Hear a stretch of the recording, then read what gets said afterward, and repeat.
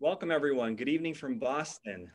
On behalf of the Howard Thurman Center for Common Ground at Boston University, I welcome you to Lift Every Voice and Sing, the Muddy Waters Effect. Tonight's talk is the first in a series looking at the influence of American music on pop culture and social movement. And this is because our namesake, the Reverend Dr. Howard Thurman, believed in the power of music, art, and culture as a way to better understand the human condition, build bridges, and explore differences. And tonight we're going to look at the blues and rock and roll and the special relationship between the USA and our friends across the pond in Great Britain in the 50s, the 60s, and the 70s. And I've got the wonderful professor, Dr. Victor Coelho, here to help me with that. So let me introduce Victor, and then I will turn it over to him. Victor Coelho is a professor of music and the Department of Musicology and Ethnomusicology at BU, the director of the Center for Early Music Studies, and a faculty member in the American and New England Studies program. A graduate of Berkeley and UCLA, he was also the associate provost for undergraduate education at Boston University and produced the university's seminal 1BU report on undergraduate education. A musicologist and performer on lute and guitar, he works primarily in the areas of Renaissance music and popular culture with a particular interest in interdisciplinary approaches and cross-cultural perspectives. As a specialist on pop music, he is interested in African-American music, rock history, blues, improvisation, and performance issues, and appears regularly in print media, radio, and films as a specialist on early music, pop music, the blues, media, and technology. You can see why he's here tonight. His books include Instrumentalists and the Renaissance Culture, 1420 to 1600, co-authored with Keith Polk, Music and Science in the Age of Galileo, The Manuscript Sources of 17th Century Italian Lute Music, Performance on Lute, Guitar, and Vihuela, The Cambridge Companion to the Guitar, and the recently published Cambridge Companion to the Rolling Stones, edited with John Kovach, of which I am the proud owner of an autographed copy. Thank you, Victor. You're welcome. As a lutenist, he has performed extensively throughout North America and Europe, and he's also the founder and guitarist of the Rooster Blues Band, which has released 2 albums, Come On In My Kitchen and Blues Tunes on the UCM label. Victor, as a fellow yet novice guitar player, I so admire you. I am so excited about tonight's conversation, and thank you so much for being here. Thank you, Pedro. You know, it's a real honor to participate with the Thurman Center. The Thurman Center is very meaningful to me. It's very meaningful to Boston University and our community. And over the years that I've been collaborating with the Howard Thurman Center and with you, the Dean of Students and the Director of the Thurman Center, Catherine Kennedy, it's really made my time at Boston University very fulfilling. And so this is a wonderful initiative. And I hope you enjoy it, and I look forward to our conversation after this. So I'm going to speak for about 20 minutes, and we'll play a little bit of music, and then Pedro and I will engage in a little bit of discussion, and then we'll open it up, and Pedro will guide you through all the ways to ask questions and participate in the discussion. Sounds great. Thanks, Victor. In 1941, a 26-year-old ethnomusicologist named Alan Lomax, working for the Library of Congress to document American regional music for historical preservation, backed his truck filled with recording equipment in front of a sharecropper's shack at the Stovall Plantation in Mississippi to record a Black singer-guitarist who would eventually become one of the most influential figures in the history of popular music. Lomax had actually come to this part of Western Mississippi, close to the Arkansas border, with the intention of recording the great bluesman Robert Johnson, already a legend outside Mississippi through the records he made in the 1930s. When Lomax asked the locals where he could find Johnson, however, he was surprised to learn that Johnson had died 3 years earlier, and that he should seek out instead a blues player named McKinley Morganfield, known as Muddy Waters, born in the minuscule town of Rolling Fork, but who was now seen playing dances and juke joints in nearby Clarksdale and was still working on the Stovall plantation. Here's a picture of workers on the Stovall plantation just a decade or 2 decades before Lomax visited Muddy Waters. And just to give you some views of Mississippi here, that's what we're talking about. The bottom arrow shows where Rolling Fork is, very close to the Mississippi, which snakes down here. And then Muddy Waters spent most of his time up here. He'd moved up there, and Clarksdale is where he ended up spending a lot of time. And the Stovall plantation is very close to there. So this gives you some idea of the geography of the Blues Highway, Highway 61, which comes down here, and Route 1 down here. And all these little cities are very well known to people who study the blues: Tutwiler, Tunica, Friars Point. And they sometimes they're sometimes quoted in lyrics. Clarksdale, for example, quoted by Robert Johnson, and in the song Crossroads. And up here's Oxford, where the University of Mississippi is, Ole Miss, and up here is Memphis. So this is a very rich area. And when you think about this area, this is where American popular music comes from. This little tiny area right here by the Mississippi, you know, that if you go there today, is almost certain places remind you of the third world because of the continuous poverty. But this is one of the richest places of American culture that was exported to Europe and especially Britain. It is a fascinating place, tiny little towns in the Delta. The Texas-born Lomax was one of the most important, prolific, but also complicated historians of American music. Beginning in the 1930s, he wandered between his undergraduate studies at Harvard and UT Austin, accompanying his father, John Lomax, a respected folk and cowboy song collector, as he traveled. That is cowboy song. Now, he wasn't a cowboy. He was collecting cowboy songs. As he traveled the Southern United States to document rural and regional folk songs. They stopped to hear musicians playing at county fairs, storefront churches, markets, roadside watering holes, street corners, plantations, and in what would become a particular interest to them, prisons, recording from a truck that doubled as both transportation and a portable mobile studio. Lomax made field recordings for 60 years, returning to the same places so that he could document subtle variations in style, driving his truck to field settings, setting up mics, and recording a very diverse group of people that were not often considered as musicians of worth: prisoners, workers laying railroad track, farmers, chain gangs, and cooks. And here you can see here one of these chain gangs that are placed in this pen as these men with guns are watch over them. And you see a cook here, and you see a guitarist right there. This is from one of Lomax's pictures in the Library of Congress, the hound dogs to chase them if anybody got away. But this is a fascinating picture as you see this guitarist is here playing almost to entertain, or as one of the workers who's in there. And these are the kinds of people that Lomax recorded, have to bargain with these keepers, these wardens, these guards, to record them with the truck and to photograph them.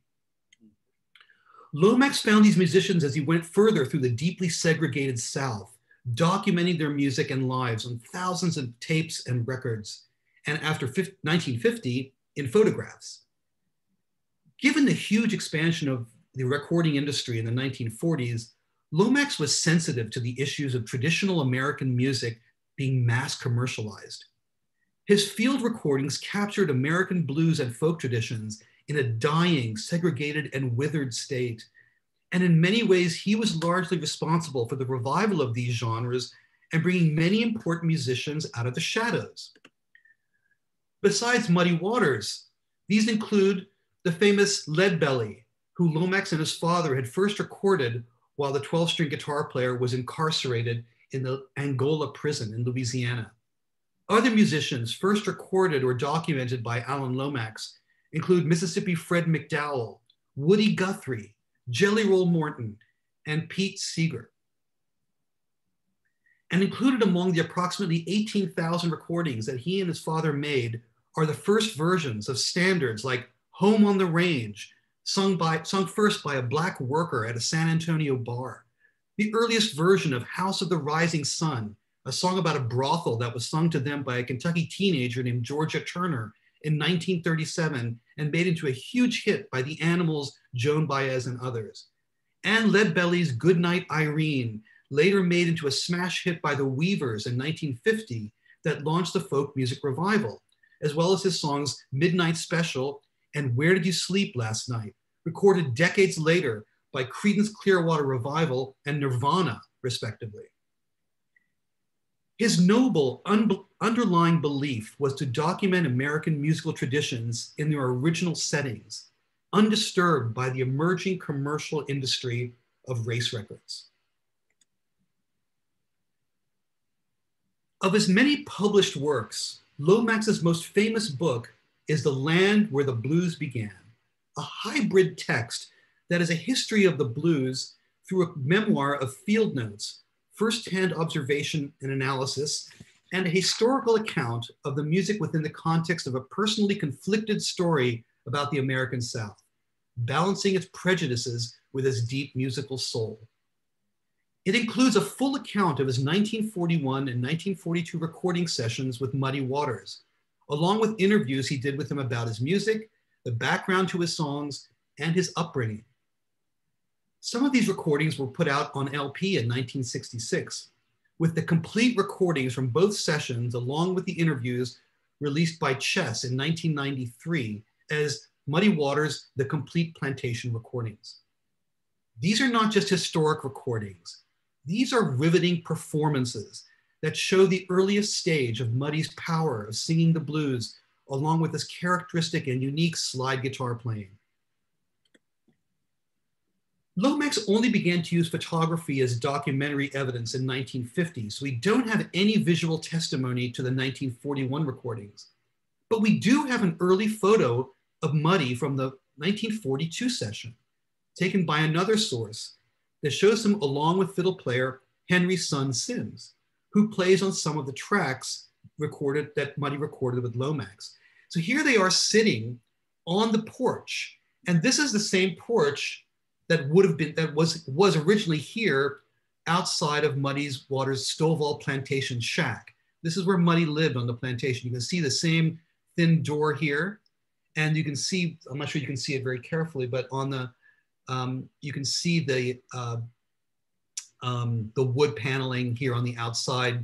Here is very much in bad shape here, but you can see it here, the same one. But this is Muddy just a year after he did those recordings. He's playing a resonator guitar, not the guitar that he played on the recording, or on the recording that, on one of the recordings that we're gonna listen to.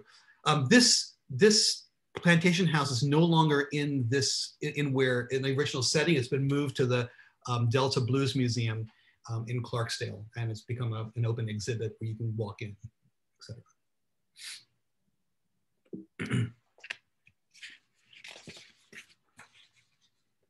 Let's listen to what I think is the most powerful track on these recordings, Muddy's Iby's Troubled, which he plays on a Martin acoustic guitar that Lomax lent to him for these recordings. We don't have the pictures of those recordings, but Lomax made other recordings with people at the Parchment Farm Penitentiary, and he lent John Dudley his Martin. And so this may well have been the guitar that he lent Muddy Waters, and that is featured on the recording. So you can see here is an inmate at the penitentiary that Lomax recorded much later in 1959. And here's the microphone that he set up. Muddy's later recording of this song in 1948, after his move to Chicago, makes an excellent comparison between his Delta style and the new sound he developed using an electric guitar within the context of a band. Although recorded in 1941, Iby's Troubled, like most of Muddy's plantation recordings, sounds much older. And indeed, there are enough references to earlier Mississippi blues and even earlier recorded shouts, hollers, and work songs to trace the connection between the blues and its deep musical roots. With this song, we come to the first Muddy Waters effect. In these early plantation recordings, Lomax shows the deep history of the blues as the early music of rock, a rich and long history of various rural traditions and instrumental and vocal techniques that have a broad cultural background. Listen for the percussive effects that Muddy gets out of his right hand slide guitar playing and his left hand accents, and the micro intervals he achieves that match the blended notes and different voice types he uses in his vocal delivery. All of these are characteristics of the early songs recorded by Lomax and others. So we're going to go to a piece of music here. Great. Okay.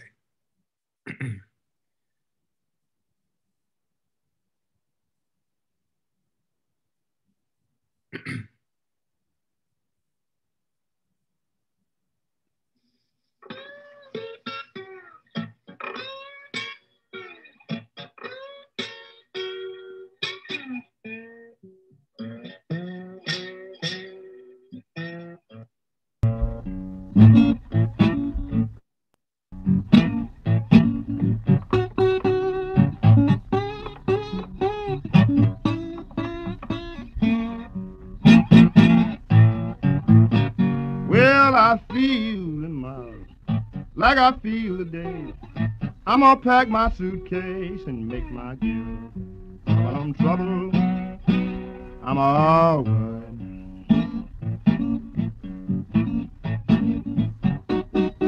And I never be satisfied, and I just can't keep up. Yeah, I know my little old babe. She gonna jump and shout. That old train be late, girl, and I come walking out. When I'm troubled, I'm alright.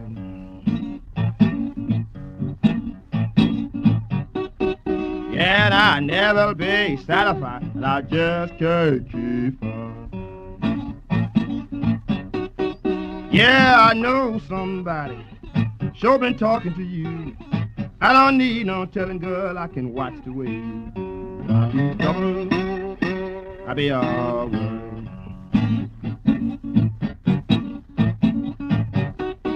Yeah, and I never be satisfied, but I just can't keep up.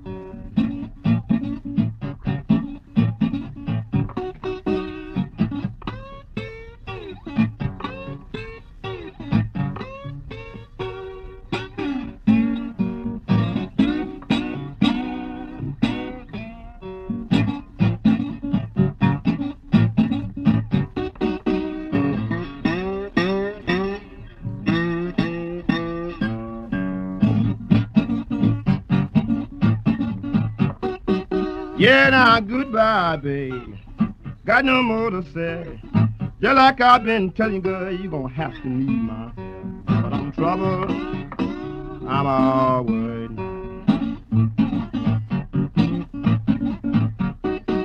Yeah, and I never be satisfied. I just can't keep up.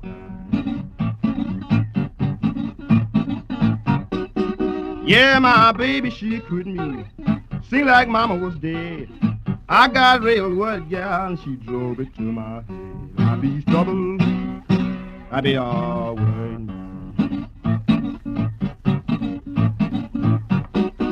Yeah, and I never be satisfied. I just can't keep up.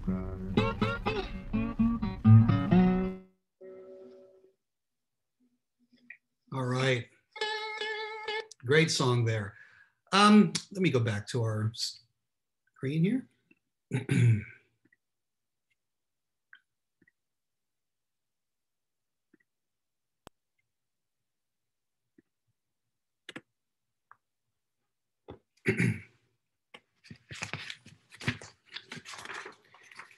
In a famous text about the origins of the blues, the Black composer W.C. Handy, sometimes though mistakenly called the father of the blues, was unequivocal about finding the origins of the blues, not only in these early field hollers and shouts, but also West African traditions, a history that Lomax documents more fully. Lomax, in fact, saw prison group singing as being at the core of this tradition and a close relative of the blues. He had begun identifying prisons as an important source of the blues during his early work with his father in 1933, and he returned to record in prisons in 1947 and again in 1959. An average of 13 years between visits, permitting a longitudinal analysis of this repertory. He saw prison songs as another manifestation of African work songs.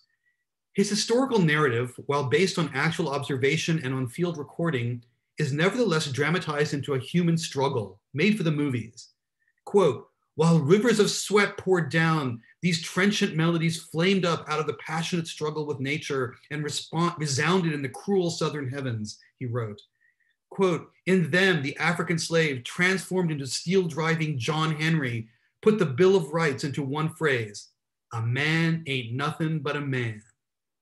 And here's a map that shows all the different locations where that were the focus of Alan Lomax. You can see that the concentration is so much here in eastern Arkansas and western Mississippi. I mean, this is the ground zero for most of that field work.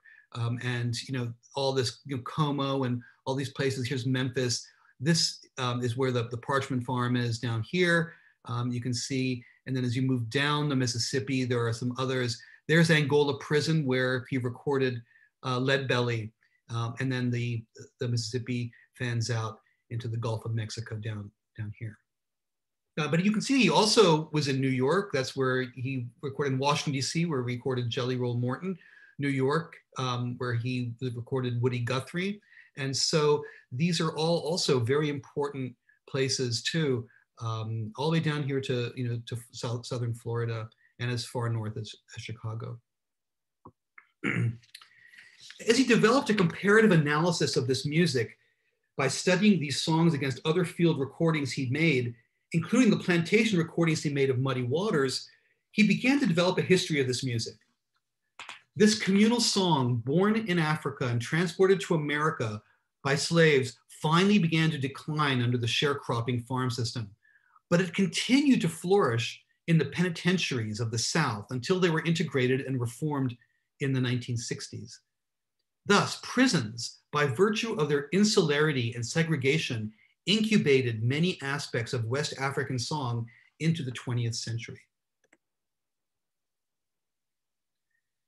A 1959 field recording of a prisoner land clearing crew at the Parchman Penitentiary in Mississippi provides a good example of Lomax's work of this kind, one that also shockingly exposes the squalid and human conditions there. Described by Lomax as a, quote, a step deeper into hell, the Parchman prison was nothing more than a cotton plantation that used convicts as slave labor. This is both the heart and agony of Muddy Waters country, a killing field and a recurring human nightmare that Muddy would have known only too well. Located only 20 miles south of Clarksdale and the Stovall plantation where he lived, Parchman, built in 1917, remains today as one of the most brutal maximum security prisons in the United States, the subject of a book entitled Worse Than Slavery. Lomax likens the atrocities of the Parchman Penitentiary to a Nazi concentration camp, where convicts practice self-mutilation in order to be released from the unending work. Photos of the land clearing and railroad gangs do indeed bring to mind these camps, testifying to Lomax's claim that all work, meals, rest, and even the recording sessions were always at gunpoint. For Lomax, his recordings amounted to a validation of African-American and rural music, his permission to record them being a form of, quote, cutting through the injustice to locate their culture. So I'll play this, this field recording of this particular road gang who are splitting logs. You can see they're dressed in stripes. And here's the microphone set up where Lomax set up. And you'll hear the rhythm of the axes as well as the singing. And all the singers are named by Lomax in this. So let me just it here. Okay.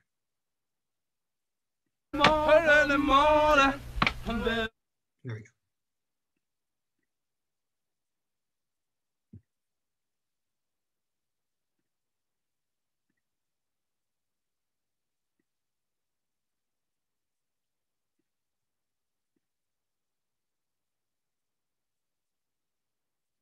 In the morning, baby, when I ride, Lordy mama, when it's early in the morning, baby, when I ride, well, when it's early in the morning, baby, when I ride, Lordy, baby, you have a life,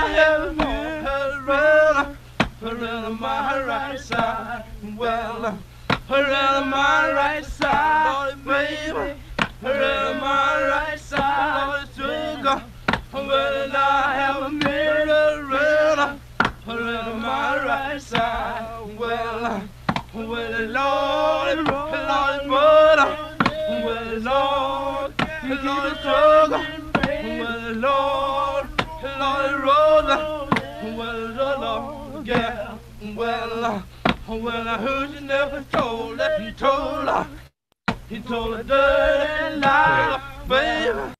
So you can really hear, those blue notes right in there, you know, all the way, all as I'm.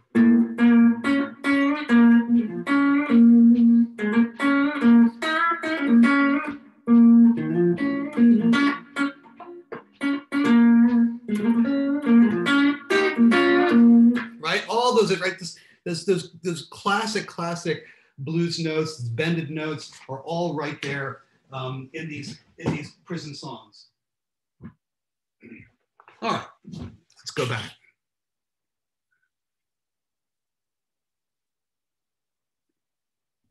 Victor, that was pretty cool. Feel free to play as much as you want. Okay. All right.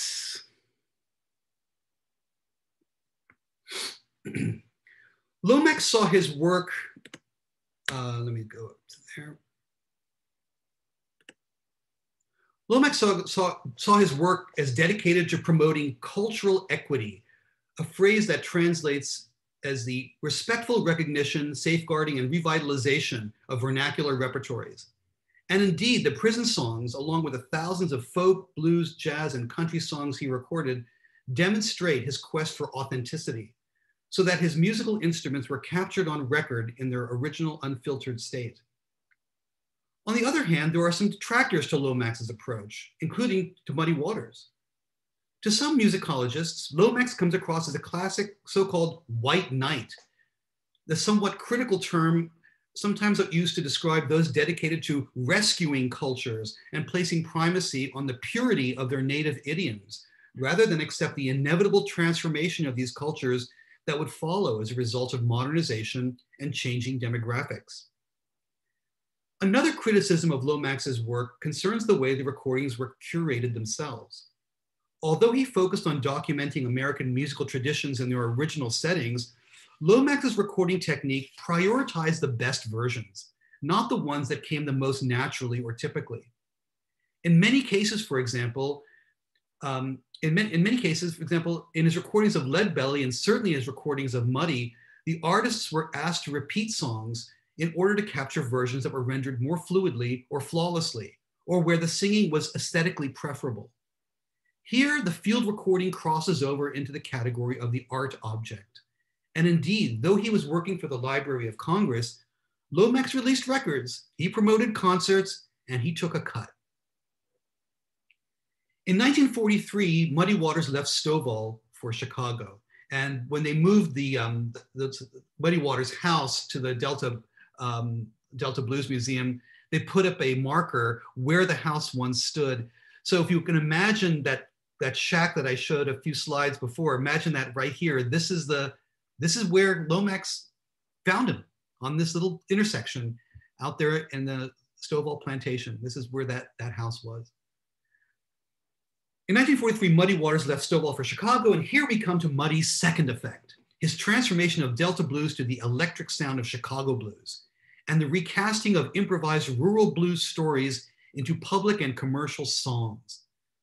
The impact of the recording industry, with its need for conformity and cohesion, in the 1940s, that meant pouring the long history of the blues into 2.5-minute songs, is powerfully felt in the blues tradition, the electric blues tradition. So there is a history between these different forces, rural and urban. The music of the first mainly transmitted orally, and the second mainly through recordings, which by the 1950s had become the norm.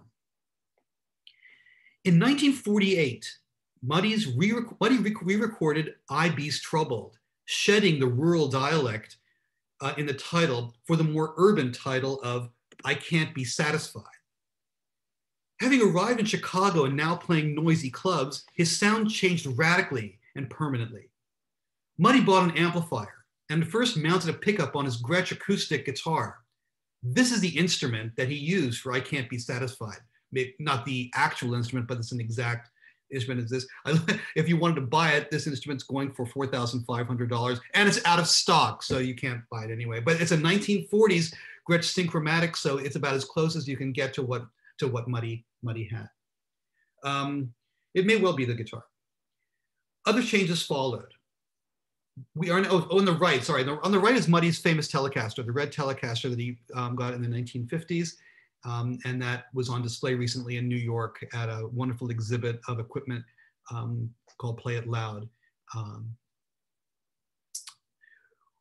Other changes followed. We are now dealing with a record company and a single, not an ethnomusicologist and a field recording. The song has become formalized and manufactured. No extra beats as on the Lomax version. The rhythm is smoother and there are fewer of the sharp percussive accents as on the Plantation recording. The Chicago version is also almost 30 seconds shorter, so it fits on a single. There's now a string bass and a drummer as a rhythm section. And with the change of many of the lyrics, the transformation is almost complete. Instead of packing a suitcase and riding the rails as in Eyes Be Troubled, common Delta themes, now he hears doorbells ring and he talks about going back south. The Rolling Stones, whose group name is drawn from Muddy's song Rollin' Stone, would even cover this song on their second album. And the song's title also influenced the title of the first mega hit, I Can't Get No Satisfaction, which was released 55 years ago.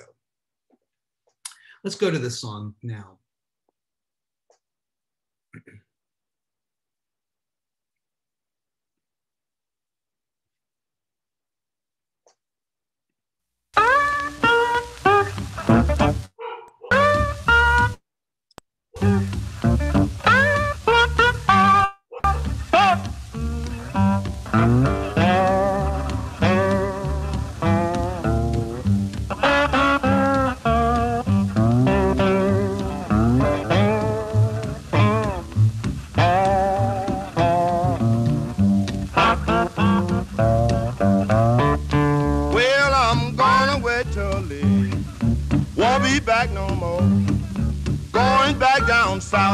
Child, don't you wanna go? Woman, I'm trouble.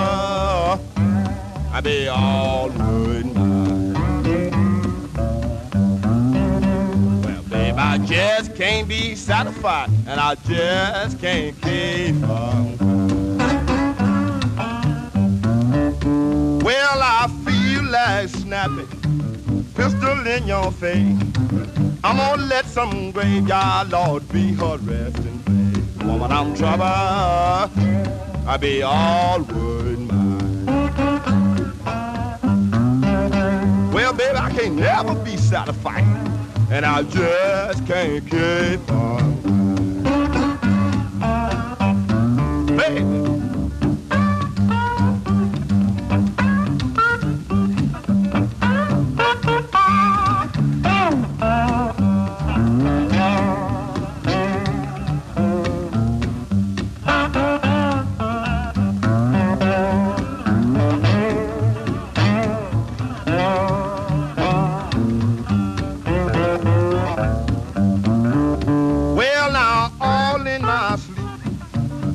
Doorbell ring, looking for my baby. I didn't see not a doggone thing. Woman, I was trouble. I was all worried mine. Well, honey, I could never be satisfied, and I just couldn't keep on. Well, I know my little baby, she gonna jump and shout. That old train delayed me, Lord, and I come walking out. I be in trouble, I be all worried mine. Well, honey, ain't no way to work for me to be satisfied, and I just can't keep on crying.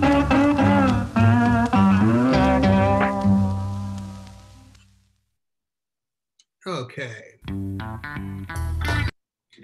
So what he's doing here, if you can see here,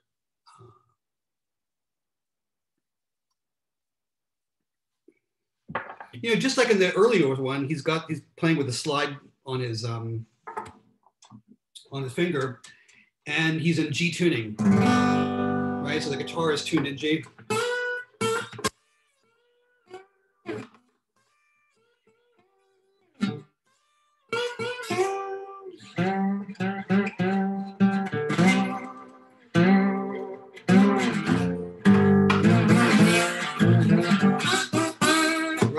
That kind of noise that you get on the acoustic is really part of the song. It's not noise. It's part of the song. Right, all that stuff, and all this. You can hear a lot of vibrato to that stuff. All that is all part of the song. That's all good noise, right? That's all good stuff. So Muddy's influence, you know, in doing this, and you know, other slide guitar players too, for sure, really had a big impact. He was a great slide player. There was a soul to it. It brought out so many different colors and different sounds out of the instrument. And the great thing about Chess Records, what they recorded is that they kept all that noise. You know, they recorded in hallways so they could get natural echo. Harmonicas were recorded into long steel pipes, you know, plumbing pipes to get natural sounds. They turned it up so the needles would flicker in the red, so you actually get distortion in the recording. So they really matched Muddy's sound. Okay, let's go back to the screen. We're almost at the end here in this first part. Between 1948 and 1960, Muddy Waters successfully gauged the shift in taste of his Black audiences as the Great Migration from the South to northern cities began to crest. In a continuous stream of hit records on the Chess label, Muddy defined the Chicago blues sound with an all-star band of virtuosos, including three of the greatest harmonica players, Little Walter, Junior Wells, and James Cotton, bass player Willie Dixon, who also wrote many of Muddy's greatest singles, guitarist Jimmy Rogers, guitarist Buddy Guy, we see right there, and keyboard player Otis Spann. By the mid-50s, Muddy's work had reached European audiences, and particularly young English musicians like Mick Jagger, Keith Richards, Jeff Beck, Jimmy Page, and Pete Townsend. Through promotion and dedicated recording companies like Chess with effective mail order distribution, a canon of blues standards began to emerge and circulate, one that was crucial for a blues revival in Britain that spawned the Rolling Stones, the Animals, the Yardbirds, John Mayall, Cream, Jeff Beck, Led Zeppelin, and the other central players in the English blues revival of the 1960s, whose careers were initially based on covering the Chess catalog and imitating Muddy's sound and style, both of which became fundamental musical building blocks for the emergence of rock. This, the influence on the British blues revival and its subsequent cultivation of this sound into the definitive rock 1960s and 70s aesthetic, is the third and perhaps greatest of the Muddy Waters effects. And, you know, it's not surprising that some of the great blues guitarists of the English blues revival chose Telecasters, as Muddy did. There's Jeff Beck's 1954 Fender Esquire Telecaster, which he called the ugliest guitar in the history of the world, and it certainly is. And there's Keith Richards' famous 54 Telecaster nicknamed Micawber, after character in Charles Dickens. When I went, this was both these guitars were also on exhibit at the Play It Loud exhibit at the Metropolitan Museum last year. And I decided to go back to see the exhibit the second time. I particularly wanted to take some more close-ups of Keith Richards' Micawber, but I was too late. And what they had in place of the guitar was this. This object is out on tour with the Rolling Stones. That's just as beautiful. I decided to take a picture of that. More than any artist, Muddy was responsible for the blues crossing cultural, racial, and economic boundaries, resulting in a complex history in which the blues is constantly being culturally reinvented, while at the same time inspiring a parallel search for authenticity. Eric Clapton writes in the booklet of his CD recording of Robert Johnson, the album Me and Mr. Johnson, that Johnson's music is the keystone of his musical foundation.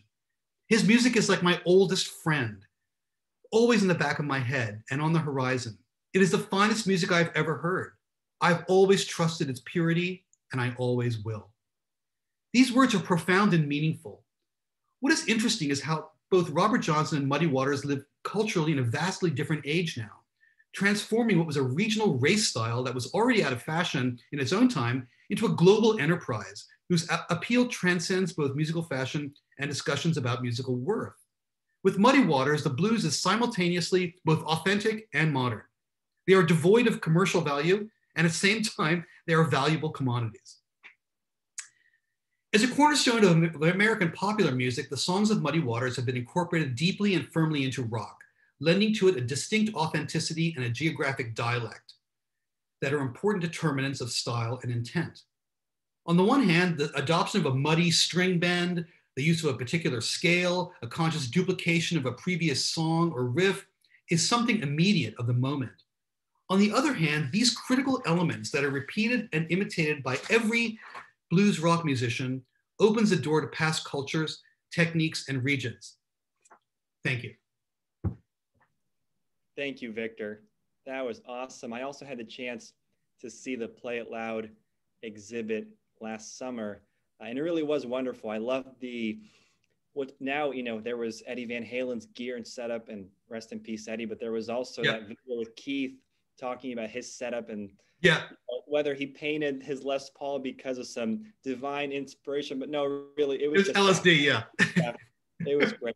Yes. Well, thank you. I want to ask you a few questions, but also invite our audience to submit their questions for you using the Q&A functionality, which you will all see at the bottom of your Zoom screen.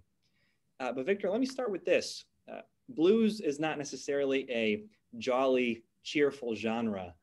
And I'm wondering, what were these British teenagers, young adults experiencing in their country, their lives, that made American blues resonate with them? Was it just the sound of the guitar, or was it the substance and the pathos of the music? There's no question of this. There was the substance and the pathos, but also their search for their own identity. I mean, these musicians were all born during the bombings, during the fire bombings of London. Some of them had to go outside of London, seek refuge. They came back. The post-war generation was kind of lost. It was an X generation. These were English young kids who were not going to go past their A levels and O levels and get into a proper university. So they went to art colleges, and art colleges art colleges incubated that search for identity. They all were in art colleges for the most part, including John Lennon and others. And that's where they began to see American blues, which had already been in England in records. Servicemen had brought English blues over. When they came to England, it was coming through the port cities. And so they were exposed to it, and they saw this as a type of authentic American culture, something that they felt was something that they could identify with.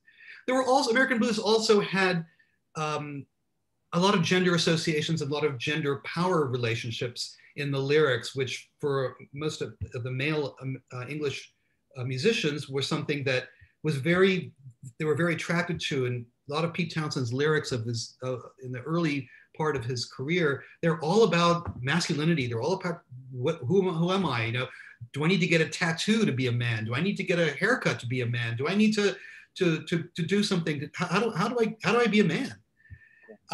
And so this was also a kind of confrontation, as we saw in America in the 60s, of a generational confrontation towards an England that was a very sophisticated England, and these kids wanted that identity, and American blues provided it. Awesome, thank you. Now, I'd be remiss if I don't touch on this subject. When does reverence and homage and being influenced by a Muddy Waters become plagiarism or appropriation? Even hearing the I Can't Be Satisfied, obviously I know about the guitar work, but even his diction and enunciation, I heard Mick. I felt like Mick does the same kind of things in his vocal style. Could you talk about that fine line?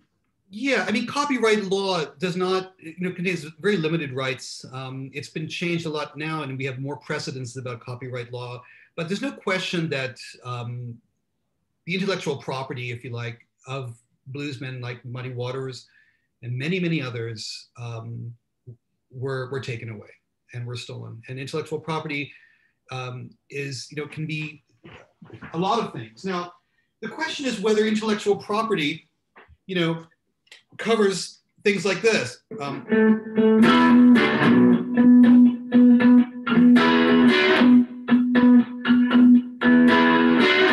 mean, whether the Muddy Waters riff can be seen as intellectual property, because that riff appears in thousands of songs, and we hear it, very, very, very clearly in "I Just Want to Make Love to You" by Muddy Waters. But there's a famous case, and there are a number of famous cases involving Muddy Waters, and one of the most famous ones is the one that involves Led Zeppelin. And it's a particularly distasteful one. On Led Zeppelin 2, 1969, you'll see the cover here. Yes.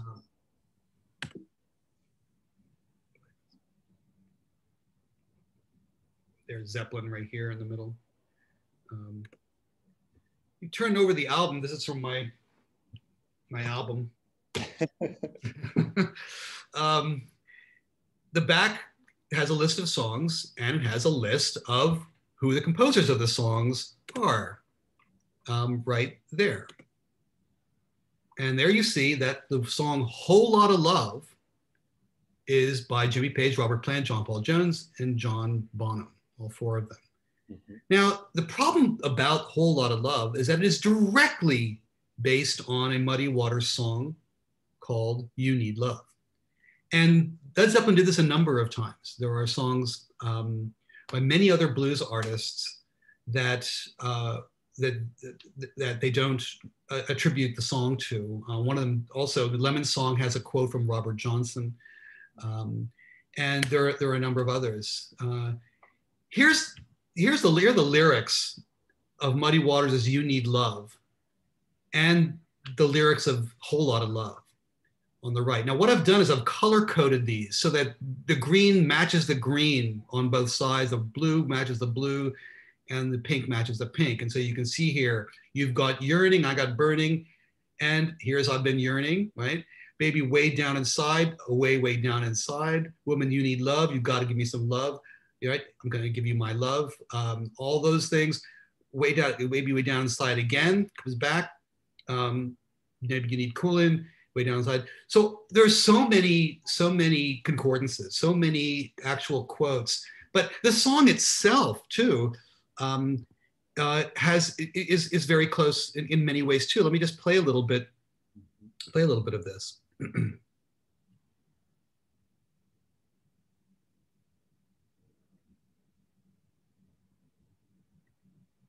Sorry.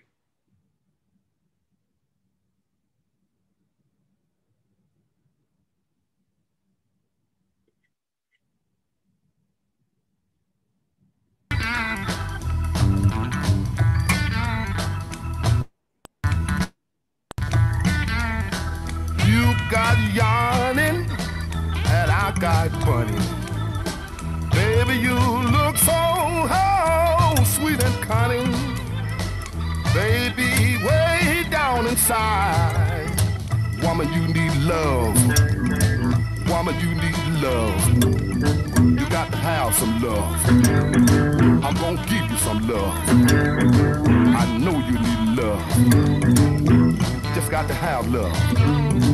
You got to have some love. Y'all make me feel so good. You make me feel alright. You make me feel so good. Oh, you make me feel alright. Okay, I don't know whether you could hear me play "A Whole Lot of Love" in the background. Yes. Okay, but so I was placing that on top of that, and it's right there. And then the other riff that's in there is this.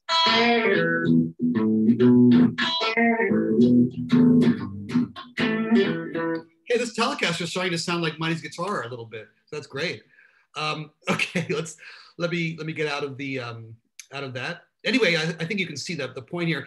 This went to trial in the end, and it's actually a song by Willie Dixon rather than Muddy himself. A song by Willie Dixon, and Dixon had died before the Dixon family and the Dixon Foundation brought this to trial against the Rolling Stones, and Dixon won, and there was a settlement. And so reprintings and CD versions of this album then contained Willie Dixon's name. But Plant admitted a couple of times that that they had taken this, and they said that's what we do. That's what we have to do. That's what people do. And so the blues was a repertory in which it felt that it was you know like a flea market. You know, you could go there and just grab some stuff on the giveaway table, and that's how the blues had always worked. But the huge economic factors, I think, it really has to play into this. It's not like Son House and Robert Johnson are trading licks in a juke joint in 1930 in a small town in Mississippi, but rather the enormous millions that are won by a group through the use of someone else's intellectual property is I think where the problem does lie. Awesome. Well, Victor, I've got 4 questions from our audience, so let me share them with you. Sure. The question comes to us from Ken. I'm interested in how you see this topic in relation to, quote, folk music, and especially with the recent issues regarding race and racism that have emerged with the release of the B-sides of Harry Smith's Anthology of American Folk Music. Okay, I have to say that I'm not completely familiar with the Harry Smith B-sides, but I will relate it to folk music in one way. And if you want to bring Ken in to explain that would be fine. But and I'd appreciate it. But I think that the issue, they both represented a very strong revival in the 1950s and 1960s. The folk revival happened to be more in America, whereas the blues revival taking place more in England. And both the folk revival and Lomax were very leftist. And they were, very much against McCarthyism. They were both communists. Well, the folk singers like Pete Seeger and others that Lomax had recorded. So there's a very strong affinity with liberal politics and leftist politics, and both the Lomax's use of the blues as a narrative of American music history, and the emergence of the folk revival. And a lot of early Dylan has a lot of blues in it. He calls his second album maybe Highway 61 Revisited. And so there's quite a lot of blues in Dylan, and there's blues in Joan Baez. Odetta was a very, very important singer who crossed over between gospel, blues, and folk. And we find Muddy Waters in all the major folk festivals, Newport, for example, and elsewhere. So there is a very close connection that took place in the early 60s between folk and blues. And they kind of went their separate ways. I mean, you could say that, Led Zeppelin tried to do both by, bringing all the acoustic guitars in on Led Zeppelin 3 and then leaving the blues a little bit. But they do start to take different paths. Awesome. Here's a quick and fun one for you, Victor, from Christine. Is that a vintage Telecaster? No, it's not a vintage Telecaster. I spend most of the big bucks on lutes and theorbos and classical guitars. And this, no, this is a fairly brand new Telecaster, but I played a lot of them, and it's a really good one. You know, the time for a vintage instrument will be one day. You have to keep looking and find one. Michael, thank you for the question. Sure. Michael would like to know, there was a slide that showed Muddy with the Rolling Stones. Could you comment on the relationship between Muddy and such rock groups? Yeah, Muddy was very appreciative. Muddy Waters felt that the Stones and others, you know, did very good covers, but he said he didn't like the vocals, and so that's one of the things. There was a London sessions of Muddy Waters that featured people like Rory Gallagher and others.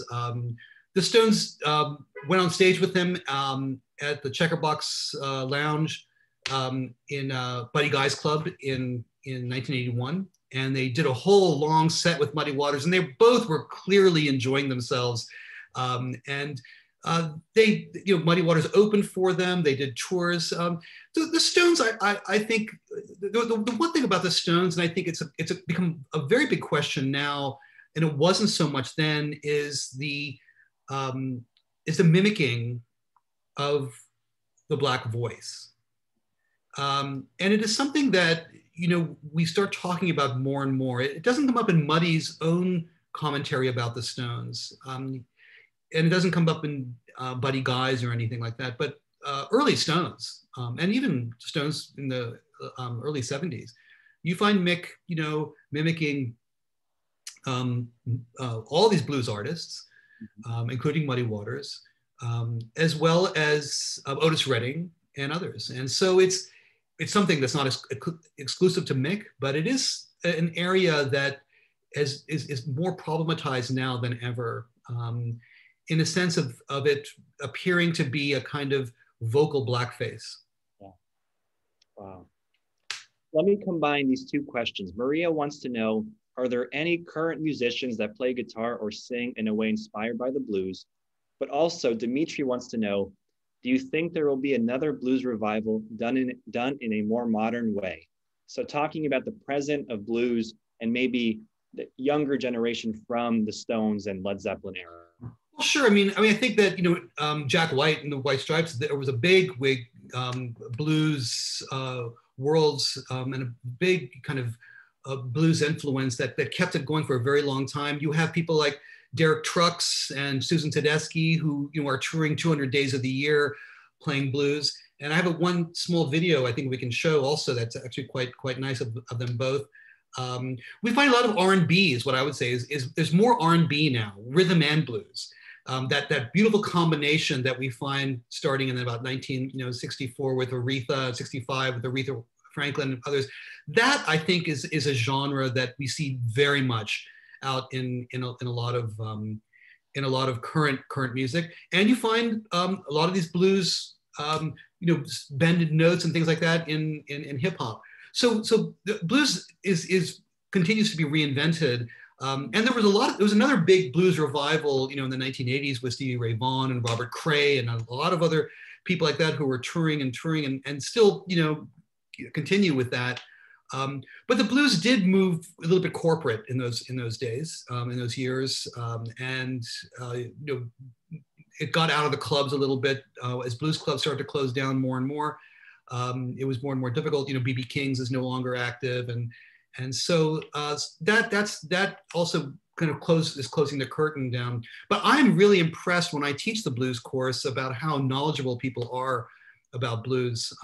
And so you have these younger players who like people like Joe Bonamassa, and they're big, very intrepid followers of guitarists like that. So it's fragmented, but it's still very much present. You never mentioned John Mayer. Was that specific? No, I should have. He's a fantastic player in all genres, including blues. I mean, he's phenomenal. So I'm mentioning him. There we go. He's a phenomenal player, and he's got a great voice, and I love his things that he puts on YouTube. They're fascinating. He's a great teacher as well. let me see if I can just cue up a video here. Suzanne and Jason, I see your questions, and we'll get those to Victor in a moment. So this is a video. Here's a video of Derek Trucks and Susan Tedeschi in the White House. Some years ago, during the previous administration, the Obama administration did many of these celebrations of American music, and one was called Red, White, and Blues. And it featured a lot of great blues artists, including B.B. King and Jeff Beck and Mick Jagger and Booker T. Jones and Trombone Shorty and a lot of people, as well as Susan Tedeschi. And one of the things they did, there's a great clip of them backstage. Susan sings the great Etta James song, "I'd Rather Go Blind," and it's really, really tremendous.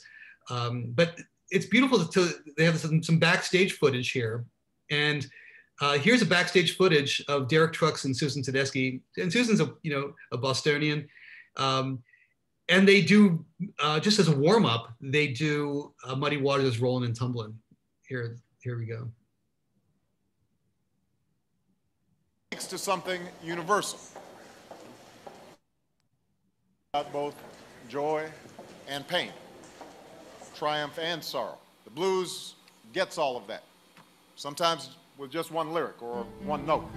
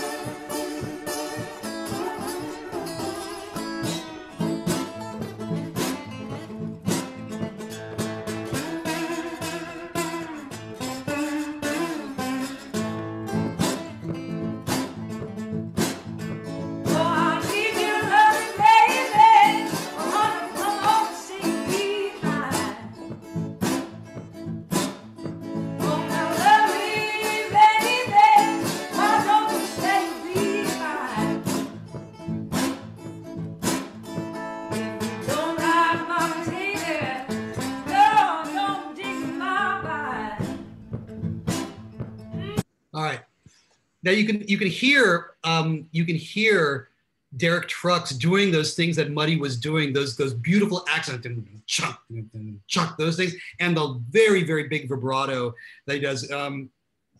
Normally, Derek has a very kind of almost an East Indian style of playing slide guitar with lots of added notes, but here he really goes for those Muddy Waters accents, those ones that are so characteristic of Muddy sound. So it's a real tribute in a way, not just on the song, but also in the technique, the sound. Fantastic. Thank you, Victor. Jason says, awesome talk, Victor. We all agree. Thanks, Jason. I was recently watching footage of Sister Rosetta Tharpe playing on the train tracks in Manchester in front of hundreds of screaming young Brits. What struck me was the way you could hear both the past and the future in her music, and yet she's been practically erased from cultural memory and the rock canon. I know Muddy was on that same tour. Can you say anything about their musical relationship and whether you think Muddy's reputation has suffered from that same sense of erasure? Oh man. Well, let's say that, you know, so many women performers, female performers of that period have had to be revived and had to be recatalogued and revisited. Muddy, I don't think never really went out. I think that his revival by the Stones was taking place in the late 50s, early 60s. He was still viable. He was still touring. I mean, to think of Muddy being revived is not so, I think, critical. What I think was more important in terms of the revival were the Mississippi Delta musicians who didn't go to Chicago. The ones who remained in the South and who remained tied to their plantations, or a lot of them became priests, or a lot of became, you know, they went, you know, and became reverends and pastors. So those are the ones that were really critical, I think, who filled up a lot of the gaps. Muddy saw the blues as a commercial product, you know, by the late 40s. You know, he'd moved in 43 after, you know, he heard his songs on record.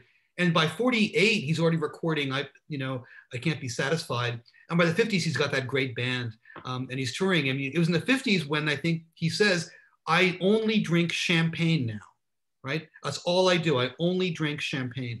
And I think that's what he did. He in Chicago, he woke up in the morning and he drank champagne all day. And that for him was a symbol, and drove around in his Cadillac. And not many other people had so much money coming in from his recordings. I think, Jason, that where the really issue is the economic one, and that that recording rights, recording contracts, royalties, you know, warehousing product, you know, all were against most of these musicians. And it wasn't quite enough for the Stones to put some of these people on Shindig or Top of the Pops and be with them. It wasn't quite enough. So that's a few stabs at that question. Thanks. Joan Baez, by the way, did a lot of, she also was very, very helpful to many of the female blues musicians as well. Suzanne would like to know, have you ever been to the Delta Blues Museum in Clarksdale? If no, not, I haven't. She said I've been wanting to go. No, I've been wanting to go. And this was my sabbatical year. And I was going to go in April. And then, you know, what happened in March. And so, you know, I've been looking at the website, but I'll go. I'm going to go, and anybody can come with me. I really feel like that's a pilgrimage I want to take. And Ken Elmore and I have talked about this. You know, we would fly to Memphis and rent a car and hit the Blues Highway. So when the world opens up again, I'm going. If anybody's watching this in the future, Victor's referring to the COVID-19 pandemic. Now, I did see Muddy Waters, though, and I'll tell you that story, because that's a great story. When the Kennedy Center opened in Washington, D.C., I grew up in the Washington, D.C. area. I think when it opened, my father got tickets for the opening nights of the Kennedy Center. And the opening night was a performance of The Mass by Leonard Bernstein. He wrote a mass specifically for the opening of the Kennedy Center. So we couldn't get tickets for that day. So he got tickets for the second day. And that was Muddy Waters' big band at the Kennedy Center. So we went, and it was unbelievable. And just before the concert began, and they're all setting up on stage, I looked up into the second balcony, into the box seats, and there was Leonard Bernstein at that concert. And he looked at me, you know, because he was just looking around, and I looked at him. And for me, it brought everything together. And this is the reason I do blues and, you know, classical, or at least Renaissance, is that brought the whole thing together. That was Leonard Bernstein, that was great conductor who I so admired, and composer, you know, and also the composer of West Side Story and, you know, Candide. And there he was at the Muddy Waters concert. And I thought this is great. It all fits together. This is exactly what I wanted to see. And in fact, Leonard Bernstein wrote his undergraduate thesis on jazz at Harvard. So I shouldn't have been too surprised, but I didn't know that then. Terrific. Jeff wants to know, Victor, are you familiar with Sterling McGee? Do you consider him to be an authentic blues musician or more in the realm of rock?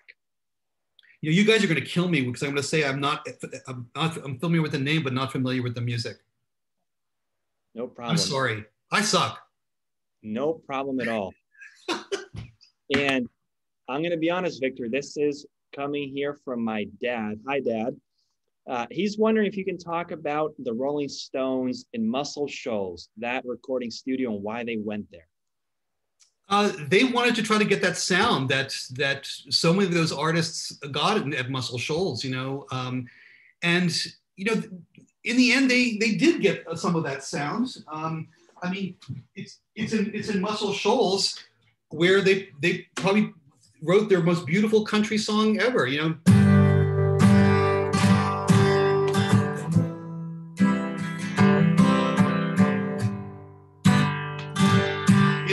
Wild Horses.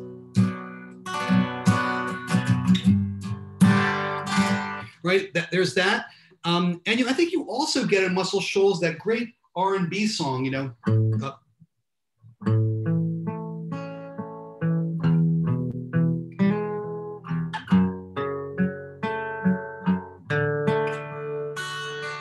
that beautiful 6/8, R&B ballad. That's also a Muscle Shoals song. And so the producers there just had that perfect sound. They knew how to make a sound like Otis Redding. They knew how to make a sound like some of those country artists that would go down there. So they did the same thing at Chess Studios when in '64, in their very first tour, they recorded Time Is on My Side at Chess Studios. And there are two versions of that, one with a kind of gospel organ. And that's, I think, my favorite one. So they were trying different places so they could get the sound that they had heard on those records. Great question. Victor, this is coming to you from a former student, Lucy. Amazing talk, Victor. It was very cool to hear this. I also took your popular music and culture class my senior year. Yeah, I remember. Do you feel like the current music landscape would be different had some of these British invasion bands and artists given more public credit to these somewhat unknown blues musicians, or if they came out now and finally gave credit? Okay, let me just, okay. I'm just gonna look at it too.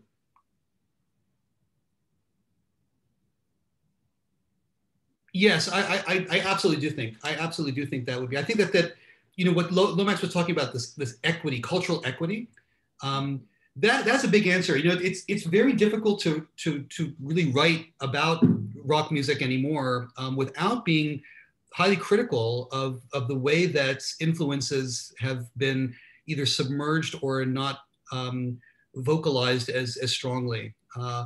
And it goes across the board. I mean, sometimes you have to take courses to kind of sift through all those influences. But the history of writing about rock and writing about popular music has changed in a very, very big way, in which we are now confronting really what's called a historiography of popular music, and that all of this music, this creativity was not honored and not logged into the museums. And so it's only been a few decades and since rock scholarship has been powerful enough to be able to address this. I mean, for a long time, much of the problem is that books about rock were journalistic books. And then over the past few decades, people like me and others, and John Kovach and others have all gotten into this, right?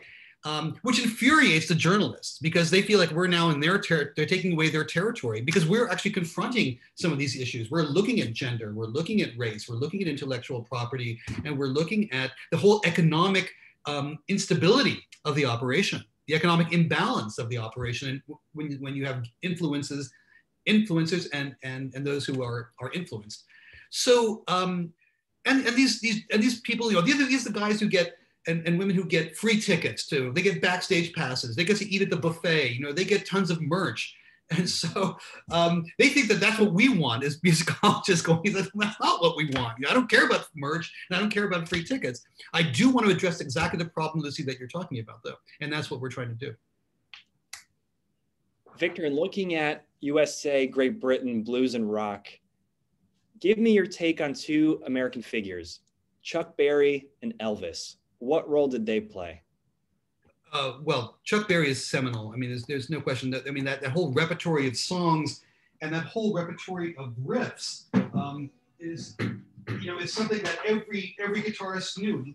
And Keith Richards is, now there's one place where Keith Richards totally admits it. He says, I ripped the whole thing off.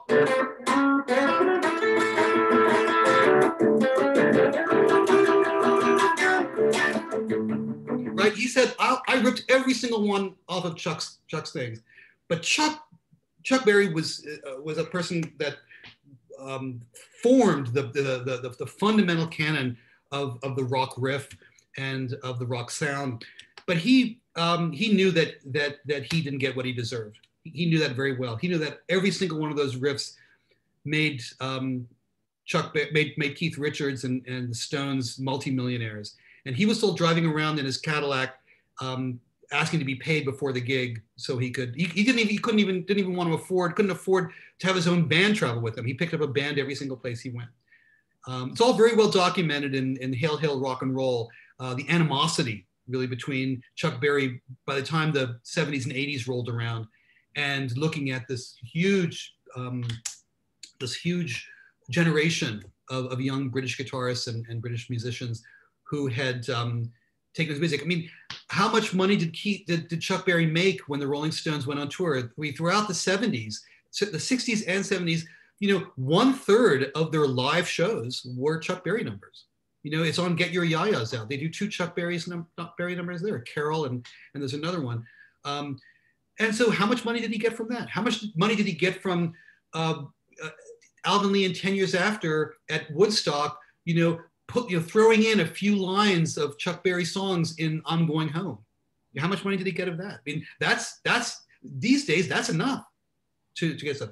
Elvis is a more complicated figure because when Elvis came back from the army, and he started doing movies, you know, he didn't like what was going on. The Beatles had taken over. He was still, you know, playing with, you know, he couldn't play with the Scotty Moore people anymore. He had to, he was moving more towards Hollywood, and he became irrelevant in a certain way. And the Elvis that all the groups loved was the Elvis of the 1950s, the Elvis of Heartbreak Hotel.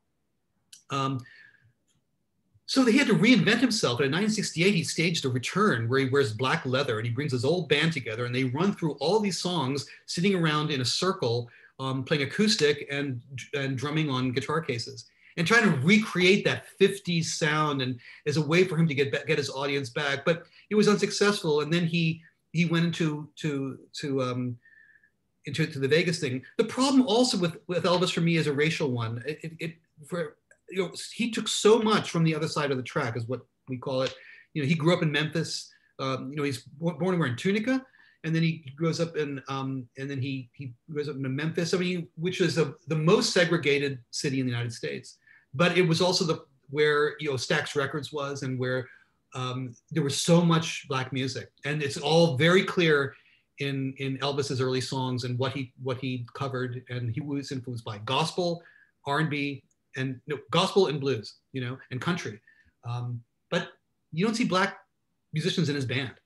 You didn't see them in Las Vegas. You didn't see them before. And I've always noticed that and felt that it was very shameful that kind of credit never extended to the musicians themselves. Thank you for addressing that. And I feel for Chuck. That's Tupelo, sorry, not Tunica. I meant Tupelo. Thank you. Victor, I noticed that earlier in the talk, you're talking about the British Blues Revival. John Paul, George, and Ringo were not mentioned. Are they influenced by American blues, but something else? And when you look at the chronology and the rock history, where do the Beatles fit in this equation? Well, right here.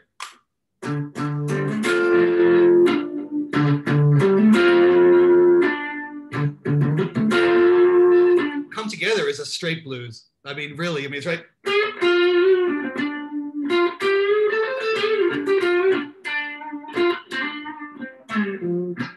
Right, that's a blues. So there's a lot of blues. There's a few by John Lennon, but the Beatles were amalgamated things so beautifully. I mean, yes, there's blues here, and yes, there's blues here. I mean, that song that our group does, you know.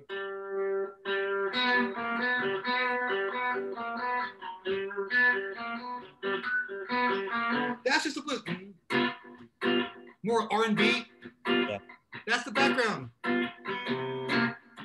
Right? It's just a 1-4-5 progression, a straight blues progression, but it's Beatleified, right? It's Beatleized. You know? It's totally Beatleized. But you do get blues that come back here and there, and there are a few that get close to what you might call traditional blues, and Come Together is certainly one of them. When McCartney came to give his first press conference, he asked if he could visit Muddy Waters, and one reporter said, "Where's that?" And so McCartney said, "Don't you even know who your great musicians are?" So that's one great quote, that America in 1964 had moved on, or was completely ignorant of what the English had was so strong. But when they asked George who their favorite influences were, he mentioned almost all the Tamla Motown people. He mentioned Marvin Gaye, and he mentioned Smokey Robinson, and he mentioned all those people who were also, you know, very close to the blues, but in a different way. They'd come through the gospel church in a way. So that's what George Harrison mentioned, and that's where their big influences are. So they get the blues already after it had been mixed in with something else. I see. Thank you. Well, we're coming to our time, Victor, but I also want to make sure I leave time for you. Is there anything that wasn't asked that you think we should know about this transatlantic story, or about Muddy, or about the Stones? I think that the transatlantic story really needs to go back to Africa.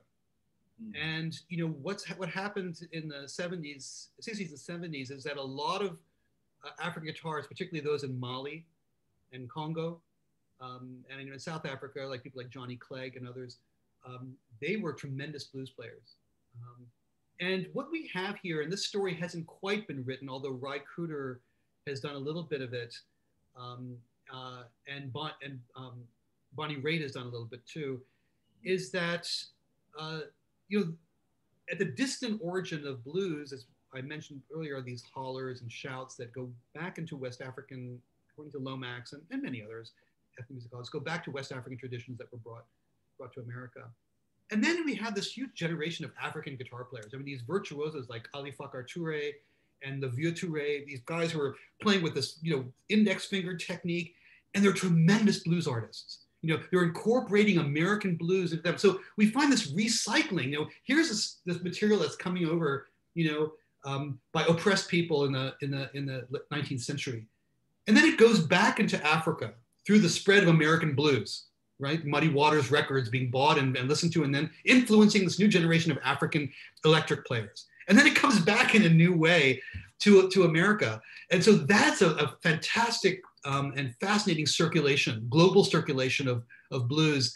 And Bonnie Raitt went to Mali, you know, to play with a lot of these people. And I know some of the people who brought her there.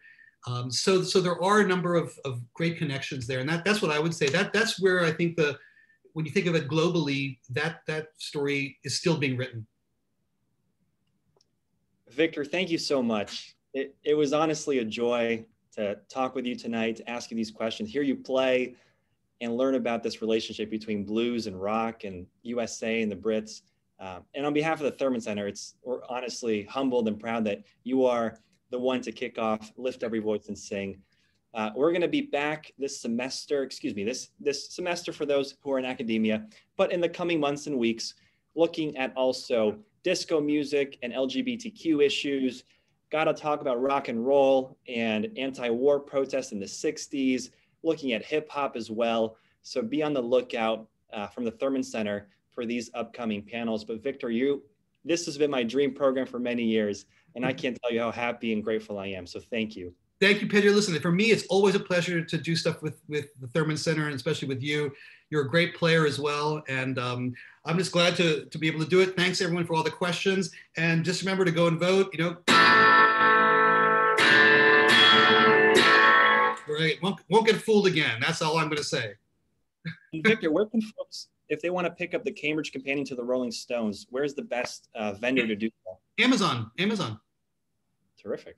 Yeah, maybe you'll even get a used copy, you know, or hopefully it's not in the CVS bargain bin, you know, along there with old copies of, you know, Dave Chappelle's Block Party or something like that. So we'll see. But Amazon is good, and Amazon gave it a good rating. So yeah, please buy it. I think you'll really like it. Thanks very much for the plug. Yes, and and it's available at BU Libraries. Thanks, Marcy. Yes, those of you who are a BU student, you can get it right through. It's called Cambridge Core, and so it's an online permission. Thanks, Marcy. And Cambridge Core will direct you right to the book itself. And you can even download it from Cambridge Core. Pro tip from the man himself. Because I did it. Well, thanks everybody for joining us. It's great to have you. Victor, thank you. And we'll see you soon. Okay, thanks.